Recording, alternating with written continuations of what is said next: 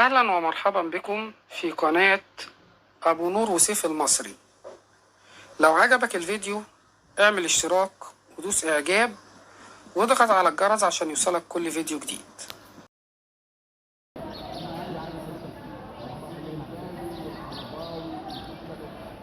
بسم الله الرحمن الرحيم. أهلا بكم أبنائي طلاب الشهادة الإعدادية مع حل محافظات امتحانات 2003-2004.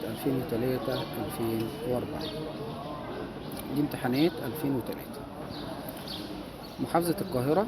السؤال الأول بيقول: اكتب المصطلح العلمي الدال على كل عبارة من العبارات التالية. عملية كيميائية بتفقد فيها ذرة العنصر إلكترون. فقد إلكترون هنسميها عملية أكسدة. حالة الموصل اللي بتبين انتقال الكهربية منه أو إليه. الحالة الموصل يبقى مين؟ الجهد الكهربي. الصفات القابلة للانتقال من جيل لآخر. قابلة للانتقال تبقى صفات وراثية. التغير في تركيز المواد المتفاعلة والمواد الناتجة خلال وحدة الزمن. التغير في التركيز اسمه ايه؟ سرعة التفاعل الكيميائي. محدش يقول التفاعل الكيميائي.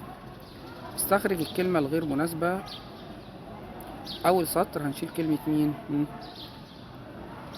فولتميتر وأميتر وريوستات وأوميتر. هنشيل مين؟ الريوستات. طب والباقيين؟ أجهزة قياسات كهربية. طيب السطر التاني نشيل مين؟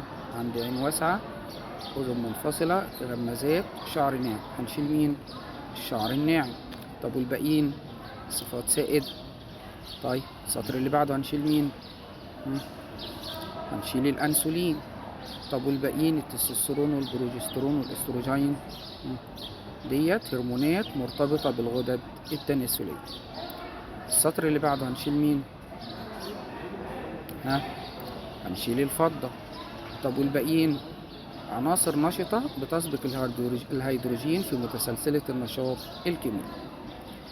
ما اسم الغاز الناتج من الانحلال الحراري لكبريتات النحاس مع كتابة المعادلة؟ تعالوا نفتكر كده المعادلة بتاعتنا مع بعض. كبريتات النحاس يا أستاذ كانت صيغتها إيه؟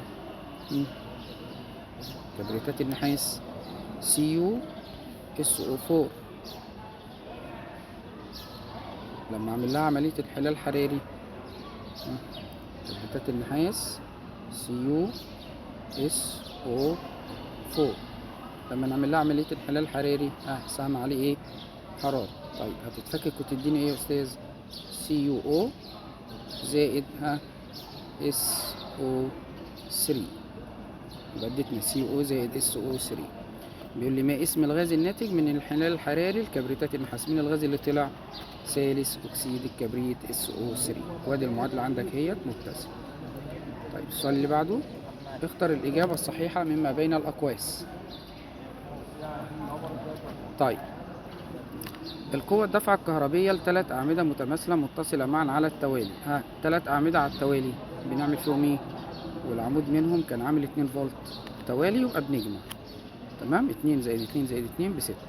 أو ممكن أقول له على طول 2 في نون اللي هي عدد الأعمدة. 2 في 3 ب6. في التفاعل الكيميائي المقابل عايز إيه؟ يكون العامل المؤكسد مين؟ طبعا ال H2 هتكتسب أكسجين، يبقى حصل لها أكسدة، يبقى هي عامل مختزل.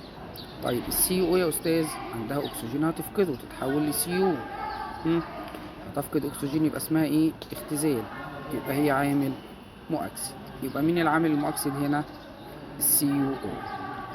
تقاس شدة التيار الكهربي بوحدة شدة التيار، وحدة قياسها إيه؟ تيار بالأمبير. إنزيم الأكسيديز بيزيد من سرعة تفكك فوق أكسيد الهيدروجين ويتصاعد غاز. فوق أكسيد الهيدروجين بيتفكك لمين؟ لمية زائد أكسجين، يبقى يطلع غاز الأكسجين. صوب ما تحته خط في العبارات التالية. تفاعل حمض مع قلوي لتكوين ملح ومية بسميه تفاعل تعادل. انتزع مندل الأزدية في أزهار النباتات قبل نضج المتج حتى لا يحدث تلقيح. لانتزع الأزدية المذكرة لمنع التلقيح الذاتي. طيب ينتج التيار من المولدات الكهربية مثل الدينامو. الدينامو يبقى مين؟ تيار متردد. العوامل الوراثية نقط عند تكوين الأمشاج بيحصل لها إيه؟ بتنعزل. علل لما يأتي. يطلق على الغدة النخامية سيدة الغدد. ليه يا أستاذ بسمي النخامية سيدة الغدد؟ لأنها تفرز هرمونات تتحكم في إفرازات الغدد الصماء الأخرى أو تنشط إفرازات الغدد الصماء الأخرى أو تنشط الغدد الصماء الأخرى لإفراز هرمونات. طيب ليه التعرض للإشعاع له تأثيرات وراثية؟ لأنه بيؤدي إلى تغير تركيب الكروموسومات الجنسية وولادة أطفال غير. الاسم العلمي الدال على كل عبارة مما يأتي. غاز بينتج من تفاعل الخرسين مع حمض الهيدروكلوريك. الخرسين كان زد ان. طيب لما بفعله مع حمض الهيدروكلوريك، يلا تعالوا نعملها كده مع بعض. زد ان زائد حمض الهيدروكلوريك HCl كان هيدينا ايه يا استاذ؟ زد ان Cl2 زائد مين؟ زائد ال H2. تمام. طبعا المعادلة مش متزنة عشان هنا الخرسين طلع الكلور طلع ب2 والهيدروجين طلع ب2، فكنا بننزل المعادلة كنا بنحط هنا قدام ال HCl كام؟ 2. هو عايز ايه بقى في السؤال؟ نرجع تاني كده للسؤال. غاز بينتج من تفاعل الخرسين مع حمض الهيدروكلوريك. الخرسين مع حمض الهيدروكلوريك طلع غاز من في الاخر؟ غاز الهيدروجين. تمام. السؤال التاني. غدة تفرز هرمون بيخفض مستوى السكر في الدم. مين اللي بيقلل السكر؟ اللي بيخزنه في الكبد. طب مين اللي كان بيخزن السكر في الكبد؟ هرمون مين؟ الأنسولين. جهاز يستخدم في قياس المقاومة الكهربية. المقاومة بنقيسها بمين؟ الأوميتر. مركبات كيميائية تكون بطيئة في تفاعلاتها. البطيئة مين؟ التساهمية. مادة بتغير من معدل التفاعل دون أن تتغير. اللي بتغير معدل التفاعل بسميها إيه يا أستاذ؟ عامل حفاز. أجزاء من الدي إن إيه موجودة على الكروموسومات اسمها إيه؟ الجينات. كسر رابط بين جزيئات المواد المتفاعلة وتكوين رابط بين المواد الناتجة، ده التفاعل الكيميائي. الشحنة المنقولة بتيار ثابت شدته 1 أمبير في الثانية الواحدة. مادام قال لي ثانية وواحد، مادام قال واحد وواحد يبقى عايز وحدة قياس أول كلمة. أول كلمة اللي هي الشحنة وحدة قياسها مين يا أستاذ؟ الكولوم. طيب احسب مقدار الشغل المبذول لنقل شحنة كهربية مقدارها 100 كولوم عبر مقطع موصل فرق الجهد بين طرفيه 220 فولت. دي مسألة عادية ما فيهاش حاجة. عايز مين؟ عايز الشغل. طيب احنا كان عندنا يا أستاذ الشغل بيساوي مين؟ الشغل بيساوي مين؟ فرق الجهد المثلث التاني، الشغل بجده كهربائي. فرق الجهد في مين؟ في كمية الكهربائية. فرق الجهد في كمية مين؟ كهربائية. طيب هنا مديني فرق الجهد بكام؟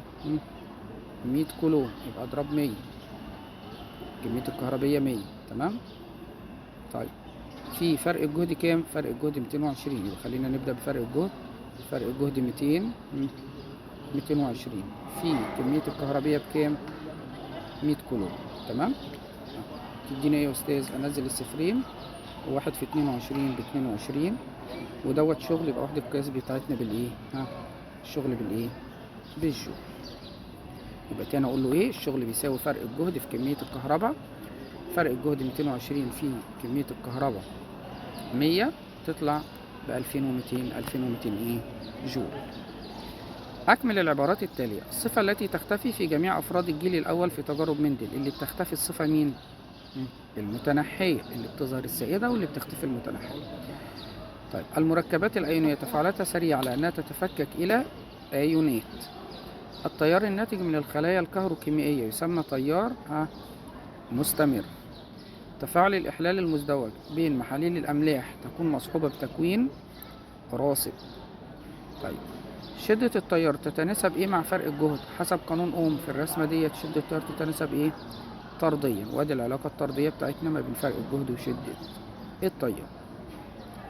يشير المنحنى س للتغير في تركيز. س ده التركيز بيزيد. مين اللي كان تركيزهم بيزيد اثناء التفاعل؟ المتفاعلين. طب وصاد التركيز بيقل. مين اللي كان تركيزه بيقل؟ النواتج. وضح على أسس وراثية صفات الجيل الناتج من تزاوج نباتين كلاهما أحمر الأزهار هجين. هما الاتنين أحمر هجين، علما بأن الجين السائد ار كابيتال والمتنحي ار سمول، وعايز نسبة الأفراد. تمام. طيب كلاهما أحمر هجين. يلا نعمل البيرنس. تعالوا كده مع بعض نعمل مين؟ البيرنس. عايزين نعمل بيرنس والجاميتات وبعدين نشوف الفاميلي ايه؟ الفاميلي. يلا هو قال لك احمر هجين. احمر هجين يبقى ايه؟ ار كابيتال ار سمول. لما اجوزه مع مين؟ ها، ار كابيتال ار سمول. يلا في الخطوة التانية بنعزل الجاميطات، نعزل الامشاج، نكون الجاميطات بعزل الامشاج، عشان كده سميناه انعزال عوامل. يبقى ار كابيتال في دايرة، ار سمول في دايرة. المؤنث ار كابيتال في دايرة، ار سمول في دايرة. طيب نعمل ايه بعد كده؟ هنرقم 1 2 3 4. نبدأ ناخد مشيج مذكر مع مشيج ايه؟ مؤنث. طيب الفورمولا هتطلع ايه بقى؟ ار كابيتال ار كابيتال 1 مع 3 ار كابيتال ار كابيتال. طب 1 مع 4 ار كابيتال ار سمول. طب 2 مع 3 ار سمول ار كابيتال، بس ببدأ بالكابيتال الأول. طيب 2 مع 4 ار سمول ار سمول. يبقى طلع كام حاجة يا أستاذ؟ طلع 3 أحمر وواحد أبيض.